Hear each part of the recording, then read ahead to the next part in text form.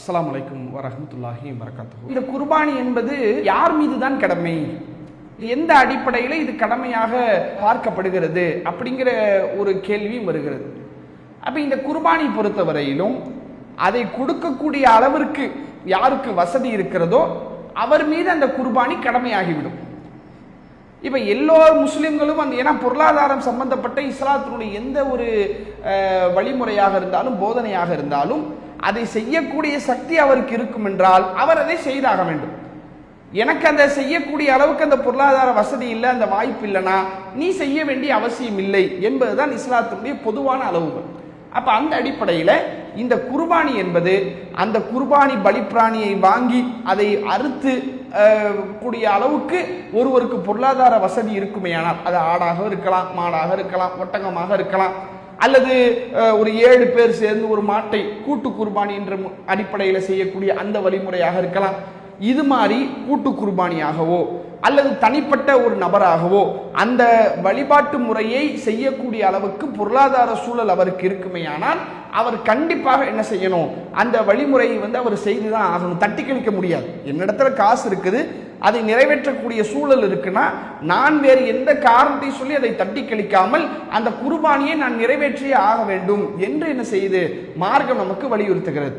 எந்த அளவுக்கு நபிகள் நாயகம் ஸல்லல்லாஹு அலைஹி வஸல்லம் அன்னவர்கள் சொல்கிறார்கள், மன் ரபஹ கபல ஸலாத்தி, யார் தொழுகைக்கு முன்பு அந்த ஆடு மாடையோ அல்லது அந்த பலிப்பிராணியோ அறுத்து விடுகிறாரோ ஃபல் யுஈத், அவர் திரும்பவும் என்ன செய்யட்டும், இன்னொரு பலிப்பிராணியை கொடுக்கட்டும் என்று நபிகள் நாயகம் ஸல்லல்லாஹு அலைஹி வஸல்லம் அன்னவர்கள் சொல்கிறார்கள். இப்ப தொழுகைக்கு முன்னாடி ஒருத்தர் அறுத்துட்டாரு, ஆனா ரசூலுல்லாஹ் சரி தொழுகைக்கு முன்னாடி அறுத்துட்டீங்க, தெரியாம செஞ்சிட்டீங்க, அதனால பிரச்சனை இல்லை அப்படி சொல்லல. தொழுகைக்கு முன்னாடி அறுத்துட்டால் தொழுத பிறகு மறுபடி நீ என்ன செய்ய, ஒரு பிராணியை நீ கொடுத்தாகணும். அப்ப ஏன் ரசூலுல்லாஹ் இவ்வளவு அழுத்தமாக இவ்வளவு ஒரு அழுத்தம் நிறைந்த வார்த்தைகள் நபிகள் நாயகம் ஸல்லல்லாஹு அலைஹி வஸல்லம் அவர்கள் சொல்றாங்கன்னா, அதற்கான சக்தி உன்னிடத்துல திரும்ப இன்னொரு பிராணியை கொடுக்கக்கூடிய அளவுக்கு சக்தி உனக்கு இருந்துச்சுன்னு சொன்னா அதை நீ கண்டிப்பா கொடுத்துதான் ஆகணும் என்ற அடிப்படையில் நபிகள் நாயகம் ஸல்லல்லாஹு அலைஹி வஸல்லம் அவர்கள் அந்த குர்பானி என்கிற ஒரு விஷயத்தை இவ்வளவு அழுத்தமாக நபிகள் நாயகம் ஸல்லல்லாஹு அலைஹி வஸல்லம் அவர்கள் சொல்கிறார்கள். இந்த செய்தி சஹீஹுல் புகாரியில 954 என்ற எண்ணில் இடம்பெறுகிறது. இதை கூடுதலாக விளக்கக்கூடிய வகையில சஹீஹுல் புகாரியில 955 என்ற எண்ணில இடம்பெறக்கூடிய ஹதீஸும் இதை கூடுதலாக விளக்குகிறது. நபிகள் நாயகம் ஸல்லல்லாஹு அலைஹி வஸல்லம் அவர்கள் அந்த ஈதுல் அல்ஹாவுடைய அந்த குத்துபாவை உரை பெருநாளுடைய உரையை ரசூலுல்லாஹ் நிகழ்த்திட்டு இருக்கிறாங்க. அப்ப ரசூலுல்லாஹ் சொல்றாங்க, மன் ஸல்ல ஸலாத்தனா, யார் நம்முடைய தொழுகையிலே நிறைவேற்றி ஒன் நசக்க நுசுக்கனா, நம்முடைய அறுத்து பலியிடுதலை போல நாம் குர்பானி கொடுப்பதை போல யார் குர்பானி கொடுக்கிறாரோ ஃபக்கத அஸாபன் நுசுக்க, அவர் அந்த குர்பானியினுடைய அந்த காரியத்தை அந்த கிரியையை அவர் அடைந்து விட்டார். ஒமன் நசக்க கபல ஸலாத்தி, யார் தொழுகைக்கு முன்னால் அறுத்து பலியிடுகிறாரோ ஃபஇன்னஹு கபல ஸலாத்தி, அவர் செய்தது தொழுகைக்கு முன்னாடி தான். தொழுகைக்கு முன்னாடினா அது அவருக்காக செஞ்சது. ஏற்கனவே ஒரு ஹதீஸ் பார்த்தோம்ல, அது அவருக்காக செய்தது தான். வலா நுசுக்கலஹு, அவர் என்ன செஞ்சமாற குர்பானி கொடுத்தவராக ஆக மாட்டார் அப்படின்னு ரசூலுல்லாஹ் சொல்றாங்க.